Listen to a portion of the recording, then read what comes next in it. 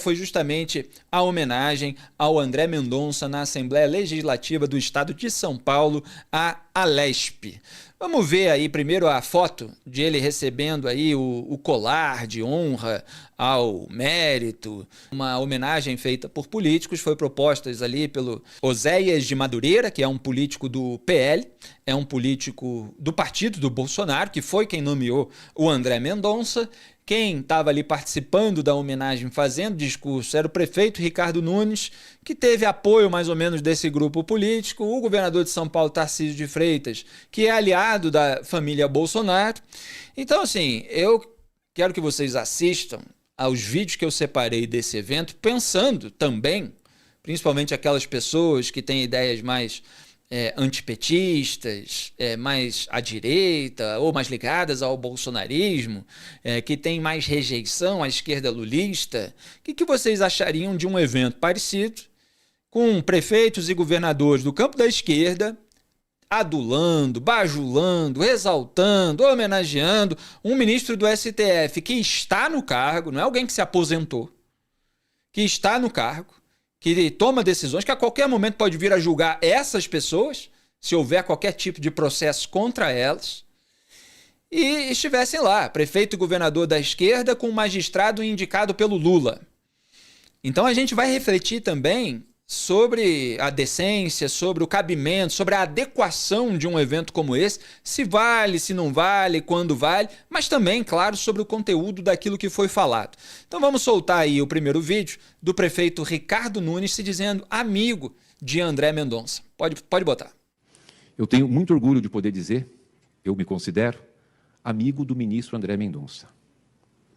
Uma pessoa que a gente tem, ministro André, o senhor não sabe o tanto que eu tenho orgulho do senhor, tenho certeza que cada um aqui, do tanto que a gente sabe que pode confiar na sua fé, porque, ministro André, quem tem fé, Deus está sempre amparando. Eu não tenho dúvida nenhuma que você tem uma missão, um grande sacerdócio. Parabéns, deputado Oséias, por essa iniciativa, por nos permitir estar neste momento, fazendo aqui a participação da homenagem ao ministro André Mendonça, que eu lhe diria que hoje, no Brasil, é uma das pessoas mais merecedoras desse momento. Deus te abençoe muito. Estou torcendo, mas mais do que isso, todos os dias, ministro André, orando pelo senhor, pela sua família. Deus abençoe.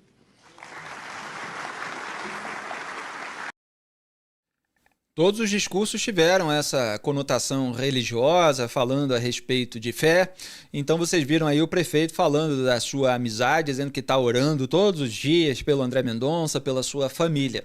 Vamos ver agora o discurso do governador Tarcísio de Freitas, que é do Republicanos. Pode soltar. Você que no final das contas tem uma trajetória destacada. Você que representa a esperança às vezes no deserto. Você que entendeu, como ninguém, o que significa ser magistrado. O que significa aplicar jurisdição, o que significa substituir as partes, o que significa atuar com imparcialidade, o que significa produzir coisa julgada. Tão importante isso para o nosso país, para a produção de segurança jurídica, a tão falada, tão sonhada segurança jurídica, tão necessária segurança jurídica. Atuando sempre com discrição, porém com firmeza. Atuando nos estreitos limites da lei, atuando, procurando exercer a sua função sempre com sabedoria. Você, acima de tudo, é um sábio. Você se tornou um grande magistrado, um grande homem público, uma grande referência, um grande exemplo, uma grande esperança. O Brasil não terá chance, não será grande, se não tiver instituições fortes, se não tiver um sistema de freios e contrapesos que funcione, se não tiver um mercado competitivo que promova a inovação, e para isso a gente tem que ter o judiciário que funcione como você faz, dando o exemplo que você dá. Você é carregado de dons. E Paulo escreveu aos Efésios que aquele que desceu, subiu acima de todos os céus para fazer todas as coisas e deu dons aos homens na medida da sua graça. Aquilo que você recebeu veio pela graça, pela misericórdia. Deu uns para apóstolos, outros para profetas, outros para evangelistas, outros para pastores e doutores. E Deus te encheu de dons espirituais. Eu entendo que quando a gente tem dons espirituais e não usa, a gente peca. E pode ter certeza que você está usando muito esses dons espirituais. Eu te admiro, André, não só como ministro do Supremo Tribunal Federal, como ministro da Suprema Corte, não só como magistrado, não só como homem público. Eu te admiro como marido, eu te admiro como pai, como marido da Janei, como o pai da Daniela, do Luiz Antônio, que são exemplos. E quando a gente vê essa harmonia dentro de casa, quando você vê os frutos que você produziu, a gente tem a certeza que você entendeu que a família é o projeto de Deus. Eu te admiro como pastor, eu te admiro como um guia, como uma pessoa que faz a diferença. Você virou, de fato, para todos nós, uma grande referência. E você, com os dons espirituais, com a sua sabedoria, com a sua firmeza, você vem fazendo justiça. E aí a gente tem que lembrar que bem-aventurados os que têm fome e sede de justiça, porque serão saciados. Então, hoje, é com imensa felicidade que a gente assiste essa justa homenagem. Que Deus continue abençoando muito a sua trajetória de homem público. E pode ter certeza que coisas maravilhosas vão sair ainda das suas mãos, das suas decisões. Você é um instrumento de Deus para o povo brasileiro. Você é um instrumento de Deus para a nossa nação. E Deus vai continuar abençoando o seu caminho. Parabéns, ministro André Mendonça.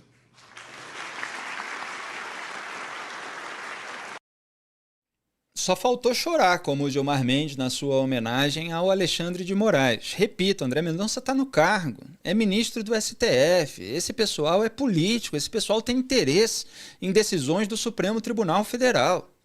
Uma coisa seria uma homenagem depois de aposentado, e mesmo assim, porque historicamente há todos os vínculos, mas uma homenagem agora com esse nível de elogios, de exaltação, num mandato que está em vigor, realmente me parece absolutamente descabido e talvez devesse, talvez não, digo que deveria ser mencionado. Se houvesse um código de ética, como existe na Alemanha, como existe nos Estados Unidos para ministros da Suprema Corte, sobre a questão de prêmios, de honrarias, porque deveria um magistrado principalmente de tribunal superior, mas qualquer tribunal de qualquer instância, aceitar prêmios oferecidos por políticos, que muitas vezes são pessoas com foro privilegiado, que eventualmente podem ser julgados no STF, até porque quem não tem foro privilegiado, né, mesmo que políticos de outras esferas, às vezes tenham foro em outro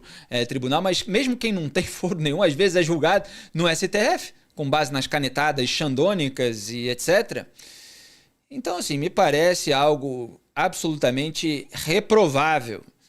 E, no entanto, a gente vai analisar o conteúdo. E aí vocês veem aí que estamos em ano de corrida eleitoral, todo mundo está fazendo discurso com viés eleitoral, reforçando a identidade, aqueles que muitas vezes têm condutas que merecem crítica, etc., estão reforçando o seu vínculo com Deus, a sua fé, a exaltação da capacidade espiritual do ministro do STF. Me parece demais, eu estou vendo pelos comentários de vocês no chat que vocês acham também. Muito bem, vamos ver qual vai ser aí o próximo vídeo que eu separei.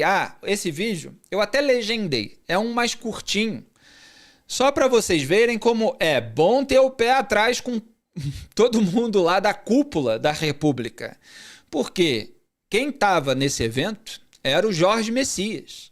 Jorge Messias, que é o atual advogado-geral da União. Advogado-geral da União é aquele que defende o governo, defende o STF, mesmo quando os ministros tomam decisões, como lá atrás a abertura do inquérito das fake news. Quem era o AGU? Era o André Mendonça, o atual homenageado. Agora o AGU é o Jorge Messias. O André Mendonça, lá em 2019, defendeu a abertura do inquérito das fake news, feita pelo Dias Toffoli.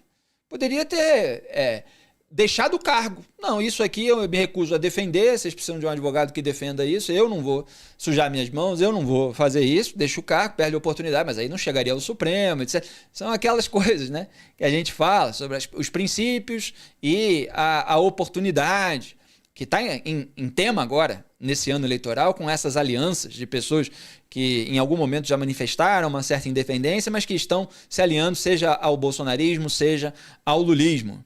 Então, o André Mendonça, nesse trecho, defendeu a indicação do Jorge Messias para o Supremo Tribunal Federal. Está contando com ele lá em breve. Não acredita? Assista. Nosso prefeito, Ricardo Nunes, saudação também à sua família, um prazer sempre revê-lo. Eu não posso deixar de cumprimentar nosso Jorge Messias, ministro-chefe da Advocacia Geral da União, que muito me honra também hoje aqui presente. Messias, nossas carreiras na AGU foram grandes divisores de águas para as nossas correspondentes trajetórias, e eu faço votos que em breve você possa deixar a AGU por um bom motivo de estar comigo ali no Supremo Tribunal Federal. Olha, espera que em breve ele deixe a AGU por um bom motivo de estar comigo ali no Supremo Tribunal Federal. Já tinha saído notícias de que o André Mendonça defende a candidatura dele nos bastidores. O AGU fica muito próximo dos ministros do STF, porque tem que defender, muitas vezes, as suas decisões, as suas condutas. Então, são amizades que se formam, são vínculos que se formam, e é por isso que a AGU virou uma espécie de estágio para o Supremo Tribunal Federal. Vários outros ministros foram advogado-geral da União, como o caso do próprio Dias Toffoli, lá que eu mostrei a sabatina em 2009. Eu até congelei a imagem ali para vocês verem o Jorge Messias, que era o segundo ali, o de bigode do lado do Ricardo Nunes, porque a transmissão da Lespe, ela focou em outra pessoa no momento que o André Mendonça falava do Messias. Então esse foi o segundo indicado pelo Bolsonaro, que está defendendo a indicação feita pelo Lula, que é uma indicação para compor o centrão do STF, não se engane, como Flávio Dino e Cristiano Zanin vêm fazendo, junto lá com Moraes, Dias Toffoli e Gilmar Mendes. Muito bem, vamos ver o primeiro trecho do discurso, mais propriamente dito, do André Mendonça, sobre os compromissos dele como magistrado e que os magistrados precisam ter. Nessa primeira parte ele falou sobre a imparcialidade. Será? Pode soltar. Em alguma medida, os senhores olharam para o passado. Mas, ao receber a homenagem, pesa também sobre mim a responsabilidade com o futuro. O que deve ser esse André, em razão de tanta bondade? Como ele deve se comportar? E aí eu volto à minha esposa e aos meus filhos, que convivem comigo no dia a dia. É o local onde cada um de nós deve ser o que as pessoas nos dizem pelas ruas. Eu preciso entrar em casa, deputado André, e a minha esposa e os meus filhos verem algum grau de correspondência mínima ao que vocês generosamente disseram em relação àquilo que, de fato, eu sou, na intimidade. Aliás, esse é o grande desafio do homem público. E aqui temos grandes homens públicos. É o que nós somos na rua e o que nós somos em casa. Se há uma correspondência. Porque, se não há uma correspondência, nós temos um problema. E eu queria assumir 4 compromissos nessa noite com vocês, para que, em alguma medida, o que de fato eu sou, possa ajudar as instituições públicas, ao fortalecimento das instituições públicas, e, de modo especial, no meu caso, a instituição da justiça. O que a sociedade, o que o cidadão espera de um magistrado, e, por que não dizer, compartilho com vocês, espera de um homem público, também nas outras esferas dos outros poderes. Em primeiro lugar, imparcialidade.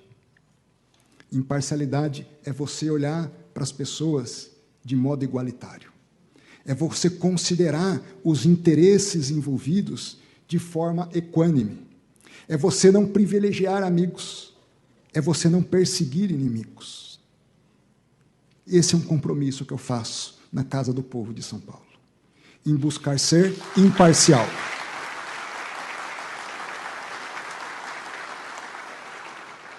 Eu vejo a imprensa fala, porque ali tem uma proximidade religiosa, porque ali tem uma proximidade histórica, porque ali não agiu corretamente com ele em determinado momento, ele vai beneficiar A e vai prejudicar B. Eu não tenho esse direito. A missão que me foi investida não me dá esse direito. Seja a missão pública, seja a minha fé. Aliás, eu fui ensinado a orar pelos que me perseguem, para abençoar, inclusive, a esses. Então, é um compromisso que faço, mesmo sendo imperfeito, eu vou buscar ser imparcial. Está aí o André Mendonça dizendo que não privilegiar amigos, não perseguir inimigos, esse é um compromisso que eu faço, o de ser imparcial. Está anotado, esse vídeo está gravado e a gente vai usar em caso de necessidade, porque a investigação está avançando, a gente precisa ver como é que o André Mendonça vai se comportar. Não estou fazendo nenhum julgamento prévio, eu só estou dizendo o seguinte, já há episódios históricos em que o André Mendonça deu decisões favoráveis a pessoas do seu grupo político. ou pelo menos não tão desfavoráveis. Ele fez uma manobra escancarada para blindar o deputado federal bolsonarista Silas Câmara. Ele até assustou os seus colegas de Supremo Tribunal Federal, um momento absolutamente inédito, em que você tinha... inédito, não, estou exagerando, claro, mas raro, em que você tinha uma maioria para condenar à prisão por um caso de rachadinha, e havia ali uma proximidade com a prescrição, e o Mendonça fez uma manobra assustando a Rosa Weber, o Barroso, que tinham votado a favor da prisão, para o sujeito passar anos na cadeia, e ele acabou não indo preso graças ao Mendonça. Houve também, e eu mostrei aqui, aliás, eu acabei não fazendo corte naquele dia, até porque ninguém se interessa muito pela política lá do Rio de Janeiro, mas fiz aqui num programa anterior a análise do julgamento do Cláudio Castro, ex-governador do Rio, que renunciou ao cargo um dia antes de ter o seu mandato cassado. E o Mendonça fez um baita contorcionismo também, lembrando que Cláudio Castro é do PL de Jair Bolsonaro, aliado da família do presidente que o colocou lá no STF. O André Mendonça, ele defendeu lá que, ok, que se o mandato fosse cassado, aí ele renunciou, mas aí perde o objeto, isso que está em discussão até agora, porque você tem uma discussão sobre como vai ser as eleições agora, como vão ser, se vão ser diretas ou indiretas, mas aí decidiu no voto dele, né, que acabou sendo voto vencido, que não era para o Cláudio Castro ser tornado inelegível por 8 anos. Foi não digo uma canetada, porque foi um voto, mas muito parecido com o fatiamento que o Ricardo Lewandowski fez, quem é daquela época lembra, da votação do impeachment de Dilma Rousseff, que era para ela perder o mandato, mas não perder os direitos políticos. Só André Mendonça e Cássio Nunes Marques, que foram indicados pelo Bolsonaro, que votaram a favor do Cláudio Castro no TSE. Então, é preciso olhar com uma certa desconfiança esse tipo de fala. O André Mendonça faz o que prega? Pior, ele vai fazer o que prega quando a investigação chegar em Alexandre de Moraes e Dias Toffoli? Tomara que faça, evidentemente. Mas é bom ter o cenário na cabeça. Bom, depois de defender aí a imparcialidade, ele falou sobre a integridade, o segundo compromisso de magistrados. Será que esses compromissos estão em dia no STF? Pode soltar. Segundo compromisso, integridade. O bom magistrado, o bom homem público precisa ser íntegro. Não é que nós somos imunes a erros, a equívocos, a estar numa situação que, em alguma medida, possa gerar uma falta de compreensão. Os senhores sabem, os senhores são homens públicos, às vezes nós estamos próximos às pessoas e não temos relação com as pessoas, mas simplesmente por uma presença num determinado momento em comum com uma determinada pessoa, isso pode gerar uma incompreensão na sociedade. Nós não estamos imunes a incompreensões, mas nós precisamos estar imunes a ações que comprometam de forma substancial, de forma voluntária, de forma consciente, a credibilidade que a sociedade espera de um bom magistrado. Isso acaba exigindo de nós um grau de recatamento no bom sentido da expressão, uma capacidade de, por vezes, não fazer todas as coisas que nos são lícitas, porque nem todas nos convêm. Eu imagino os senhores deputados e deputadas que convivem e precisam, a cada 4 anos, pelo menos, pedir voto a todas as pessoas. Não há necessariamente uma afinidade com todos os que votam e convivem com os senhores em termos de comportamento, e isso os submete a situações que podem gerar uma falta de compreensão sobre a sua conduta. Isso acontece também com o magistrado, mas o magistrado precisa ter um grau de contenção a mais, um grau de prudência maior. O bom magistrado precisa ser prudente e precisa ser íntegro. O deputado André do Prado falou, fazer o certo pelos motivos certos. Há aqui, por trás dessa frase, há um terceiro elemento que antecede, na verdade, a esses outros dois. Mas, por trás dessa frase, filosofia cristã e um grau de filosofia kantiana.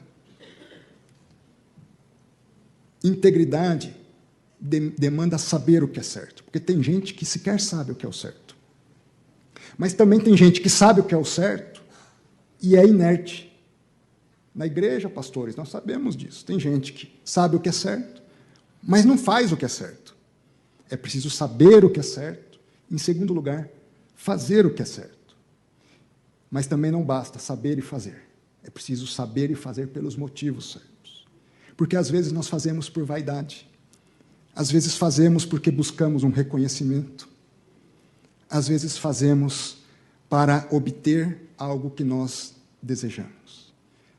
Fazer o certo pelos motivos certos é fazer independentemente de reconhecimento. Por vezes, é fazer e não ter reconhecimento. E ser criticado por fazer o certo. Integridade e imparcialidade. Além disso, responsabilidade. O bom homem público sabe o peso e a responsabilidade da sua investidura. Tá aí o André Mendonça dizendo que o homem público sabe o peso da responsabilidade, né? Que é um comentário realmente importante sobre a responsabilidade, sobre a primazia da responsabilidade sobre a onipotência do poder. É disso que se trata. Eu mesmo, quando fui contratado por grandes veículos, eu sempre tive na cabeça a responsabilidade de escrever uma coluna que vai ser muito lida, de fazer um programa que vai repercutir, aquilo que eu estou falando sobre uma autoridade vai chegar até ela, aquilo que eu estou falando sobre um político vai chegar, etc. É uma noção de responsabilidade com o poder que você tem na mão, seja qual for o grau desse poder. E não uma onipotência, você fica soberbo porque você tem aquilo. Não, você tem o dever de agir corretamente no cargo em que você se encontra. E isso de fato falta. Isso, de fato, falta na cúpula da República. Eu estou vendo muita gente aqui muito desconfiada em relação a esse discurso no chat que eu estou lendo, obviamente achando exagerados os discursos do Tarcísio, do Ricardo Nunes, etc. E tem um aqui que é um típico comentário que eu acho cômico, né? Que é assim: Felipe, respeitosamente discordo de você, contudo, excetuando-se os exageros, se referindo aí aparentemente aos exageros dos elogios, da adulação ao Mendonça lá no evento. Mendonça está sozinho na cova dos leões, é preciso apoiá-lo em momentos como este. Olha, quem precisa ficar apoiando é político, é ativista. Eu sou jornalista, eu tenho que descrever aquilo que o Mendonça fez, aquilo que o Mendonça faz e cobrar dele que faça o certo. E se estiver fazendo algumas coisas certas, e ele está fazendo algumas coisas certas, como eu tenho mostrado nesse programa, eu tenho que cobrar que continue fazendo essas coisas certas. O que acontece é que a comparação do André Mendonça vem em relação ao Dias Toffoli. Aí é muito fácil você ser melhor do que o Toffoli. Olha, isso aí é mínimo, isso aí é mais do que a obrigação. Você ser um relator que destrava as investigações, enquanto o relator, no caso Master, quando era o Toffoli, estava travando, isso é o óbvio, isso é o evidente. Não quer dizer que eu tenho que ficar adulando, exaltando o André Mendonça. Eu tenho que mostrar que ele já teve postura de manobrar para blindar aliados, já teve votos complacentes com pessoas que eram do grupo político de onde ele veio e que eu zelo para que ele não faça isso no caso Master ou no caso de INSS, que são as duas relatorias que ele tem. São fatos objetivos e a postura de você cobrar de um servidor que ele continue praticando ou que ele pratique aquilo que ele prega. Não acho que ele praticou. No caso do Silas Câmara e no caso do Cláudio Castro, aquilo que ele está pregando nesse discurso. E acho que ele tem que praticar nos casos do Alexandre de Moraes, dos Dias Toffoli, eventualmente até no do Cássio Nunes Marques, se forem alvos de inquérito, se aparecerem citados em colaboração premiada. Então é isso que jornalista, principalmente que faz análise do ponto de vista moral, inclusive, precisa fazer. Bom, aí veio o terceiro compromisso, que é o da responsabilidade. Pode soltar mais um vídeo do André Mendonça. Eu disse, talvez o sentimento comum num momento como esse seja de poder. Eu queria dizer, e disse à minha família, que o que eu estou sentindo hoje é dever. A cadeira que nós ocupamos, cada um de nós, nos dá muito mais responsabilidade do que poder.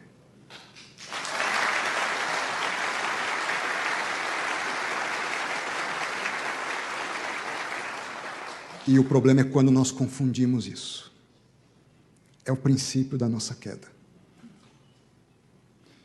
Imparcialidade, integridade e responsabilidade. Em quarto lugar, buscar a justiça. A filosofia diz que há basicamente duas formas básicas de compreensão de justiça. Jeremy Bentham, pai do utilitarismo. Justiça é o que é melhor para mim, para o meu grupo.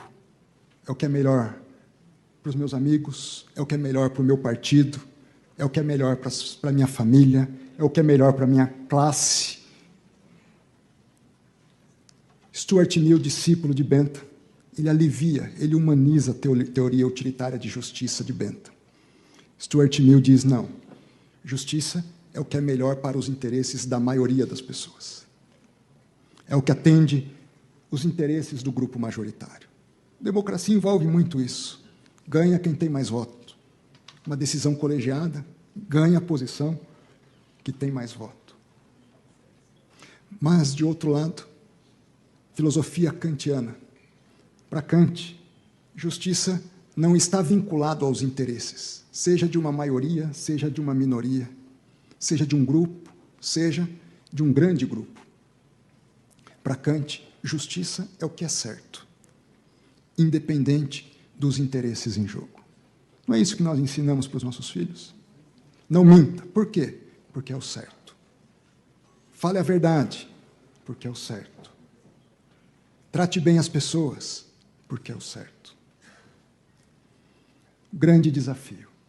E o magistrado tem essa responsabilidade. As partes têm interesse. A maioria tem interesses, a minoria tem interesses, os grupos têm interesses, os partidos políticos têm interesses, as organizações e associações de classe têm interesses. O magistrado só pode ter um interesse: fazer o que é certo, deputado André.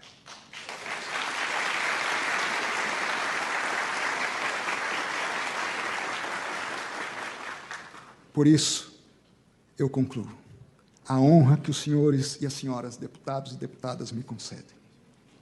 Eu, de forma responsável, aceito com gratidão, mas também assumindo compromissos, de que Deus me ajude, de que Deus nos ajude a ser homens públicos e, no meu caso, magistrados imparciais, íntegros, que, ao mesmo tempo, sejam responsáveis e busquem fazer o que é certo, simplesmente porque é o certo a se fazer. Obrigado e que Deus nos abençoe.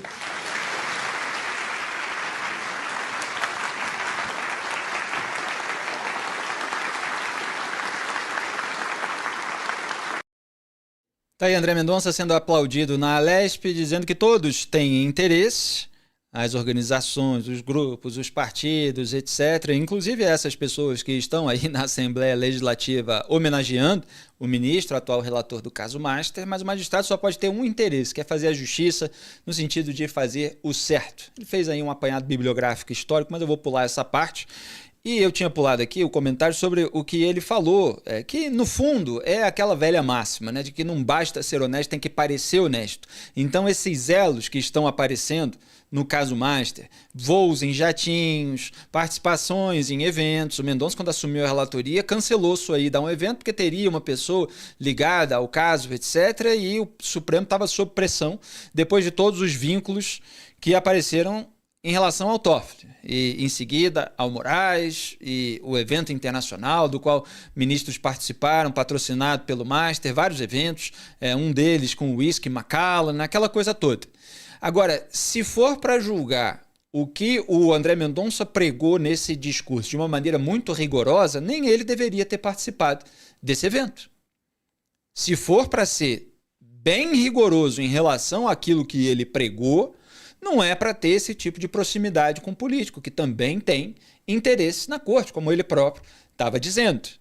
Eu consideraria melhor que fosse assim, que magistrados recusassem, ou quer entregar, entrega, mas não vou, não apareço, não vou lá passar por todo...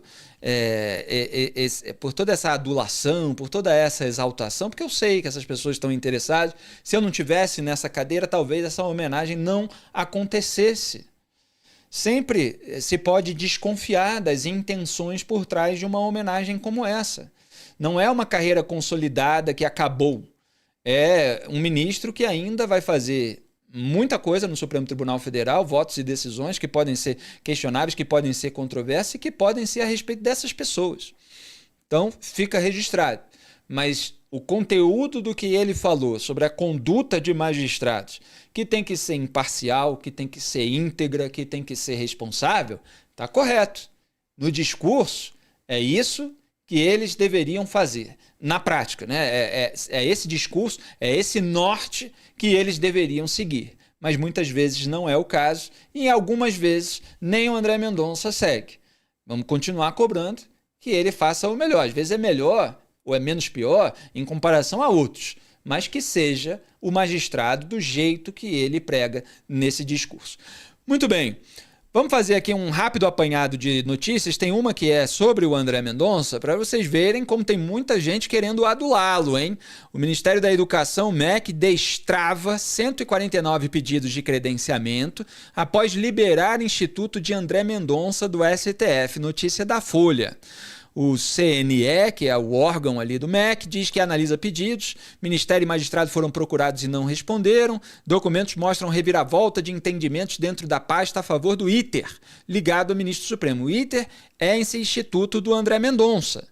Vocês sabem que Gilmar Mendes é sócio fundador lá do Instituto Brasiliense de Direito Público, o IDP, já teve uma série de controvérsias ligadas a patrocínios do Instituto, patrocínios de evento do Instituto, e o Gilmar decidindo no Supremo Tribunal Federal, e o André Mendonça está indo aí por uma escola de ter ligação com o Instituto também. E agora o governo Lula toma uma medida para liberar o credenciamento para esse instituto. Vamos ver exatamente do que se trata? Coloca o primeiro trecho.